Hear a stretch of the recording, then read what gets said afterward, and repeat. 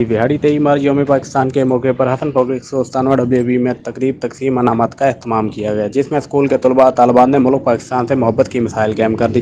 शहरियों को Hasan public school के इंतजामिया को तारीखी प्रोग्राम करवाने पर खराज तहसीन। बिहाड़ी हसन पब्लिक स्कूल के मैनेजमेंट डायरेक्टर राना जुवैद इकबाल ने वतन पाकिस्तान से मोहब्बत का इजहार करते हुए 23 मार्च यौम पाकिस्तान के मौके पर पोजीशन होल्डर तलबा और तालबात को इनामात तकसीम किए और वतन के अजीज से मोहब्बत के लिए खूबसूरत तकरीब का अहतमाम किया गया, जिसमें रैन दिलशाद पब्लिक स्कूल पीरबाद और हसन पब्लिक स्कूल WAP के बच्चों ने टेबलो और जुनूबी तकरीब करके वतन अजीज से मोहब्बत का इजहार किया। इस मौके पर मैनेजमेंट डायरेक्टर राना जुवैद इकबाल ने कहा कि हमें हमारा वतन जान से प्यारा है, हमारे बच्चों को वतन अजीज के हवाले से आगाह करना हमारा फर्ज है। नुमाइंदा आमिर रफीक सुल्तानी, बिहाड़ी।